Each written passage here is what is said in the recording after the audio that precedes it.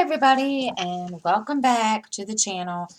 Um, I I know I keep putting this video off. This is kind of a stitching tutorial. Don't mind the diamond painting underneath of it.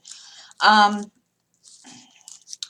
I was asked a question on a comment of one of my other videos, how I grid my fabric when I start a cross stitch pattern.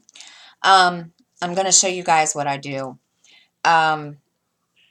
The app that I use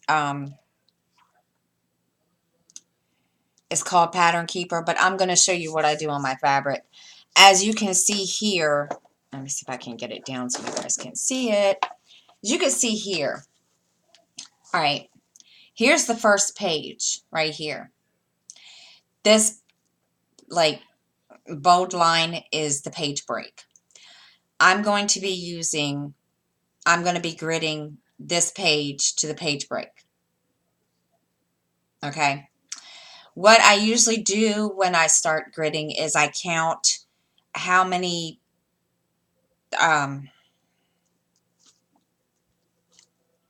guess rows down I have to go.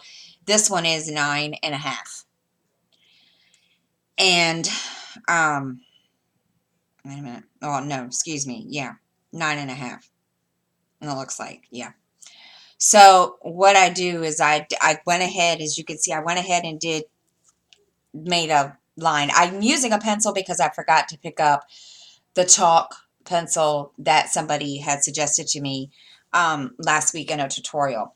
So I'm going to show you guys what I do to get ready. This is going to be a new project for my Stitch With Me videos. So that way you can see what I'm doing. 2, 3, 4, 5, 6, 7, 8. Okay. So I've already started to grid the next 2 columns. I've marked off each column. So what I'm going to do is I'm going to count across to make 8 columns. 2. So I'm going to do something first. I'm going to make sure I know.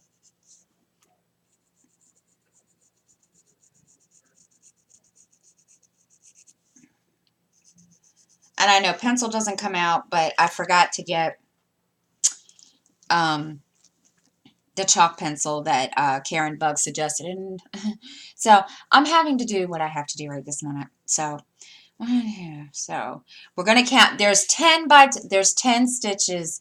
Let me show you one of the squares. If I can get it. Darn it. My tablet doesn't want to cooperate this morning. Okay. I can't get any farther. There we go. Okay. What you see here, it'll work.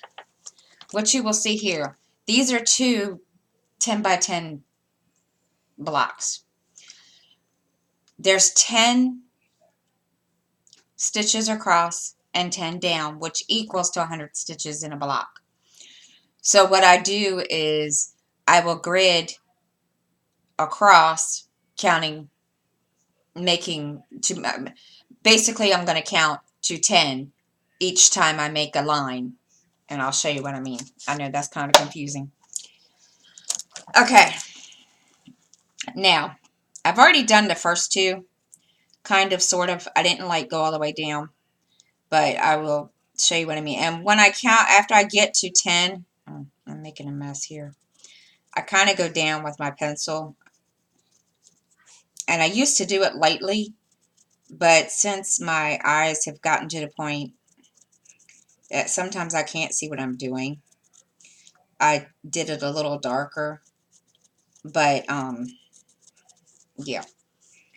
So that's the first one.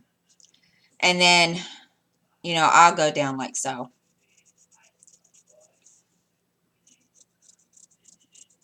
And I'm not going to do the whole entire page. I'm not going to grid the whole entire page. I'll just do the first 2 things to show you what I'm doing. Okay. Now, I've done this. Now, what's going to happen is when I go to make the 10 by 10 block, I need to count 10 like so. Um, so 1, 2, 3, 4, 5, 6, 7, 8, 9, 10. All right. Now I'm going to put my pen there because sometimes I mess up, and that way I know where to start my grid. And then,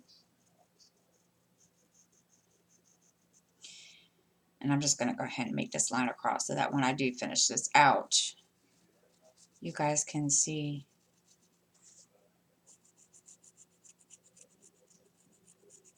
what I'm doing. And then you'll just keep counting. So from then when you want to start again to make the next, square down, you start from where you drew your line. It doesn't have to be in pencil. If you find a washable, um, they have washable markers that you can, or fabric markers that you can print, that you can do this on. So you count down from the line that you drew, and then you go 1, 2, 3, 4, 5, 6, 7, 8, 9, and 10.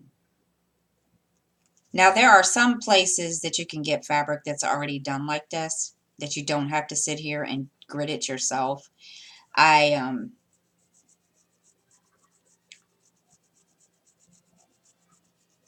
have some like that, or I have one piece of fabric like that I'm working on. There's plenty of there's you can do a Google search, pre-gridded cross stitch fabric, and it comes up with so many things. There's a couple of places I know of. Um, Gosh, I can't think of it. I know like Heaven and Earth has some that they offer. Oh, 1, 2, 3.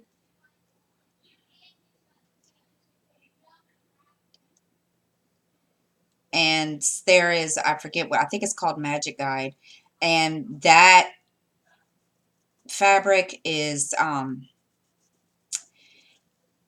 line, the reason why it's called Magic Guide is because once you wash your finished piece out, the lines that where it shows the grid for people that like to have it gridded will wash out, and it will and then that you won't have to see that. This doesn't wash out. I'm just doing this right now because I don't have the chalk pencil. I have to go get one. I completely totally, yeah, I forgot about it. My fault. So this is the start of it. That way you guys can understand this. I was going to do a mini stitch with me this morning to, for you guys to see me start this piece. But I wasn't prepared. And I didn't have everything situated for it that I needed it to be. So, but basically that's what you do. You start, you make, now I can't think. um, Most pieces you want to start with, like with Heaven and Earth, you want to start with 3-inch border. So where's my ruler? And I left my ruler. No, goodness. Hold on a minute. Oh, there it is. You want to start with a 3-inch border. Some people, I know there are some of us, there are some stitchers that don't do a 3-inch border. I haven't, because I was always taught to do 2 inches. 3 inches, but this is 1 inch because,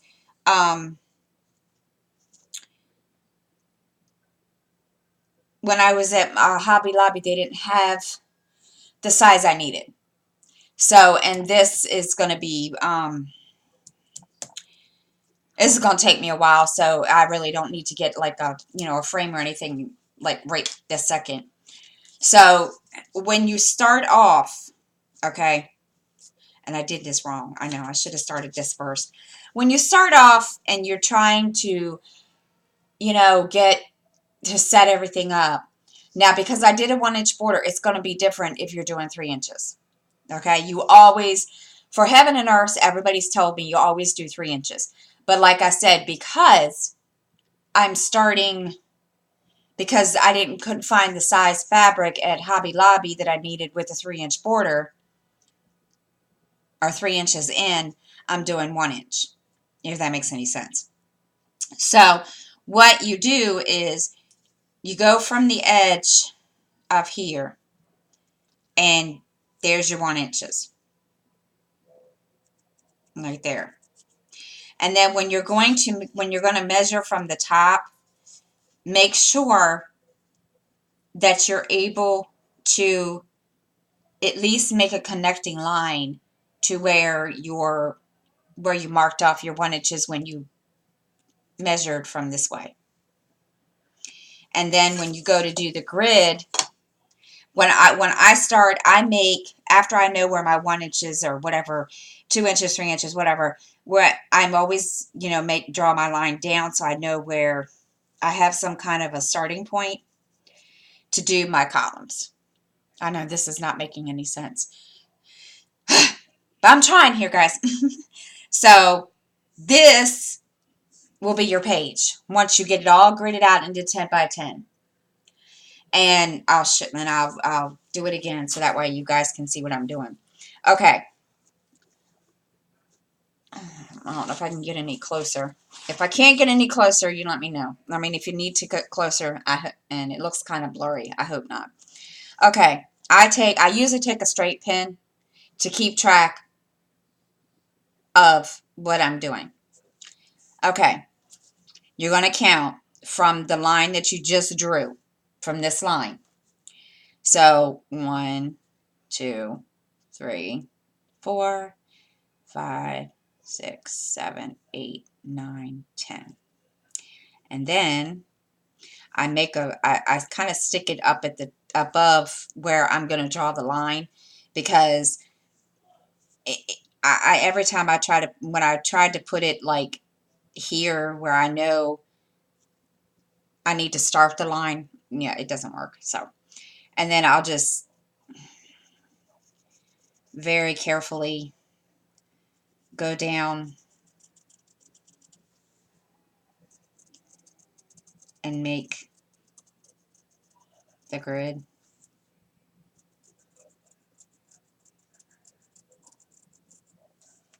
Oops.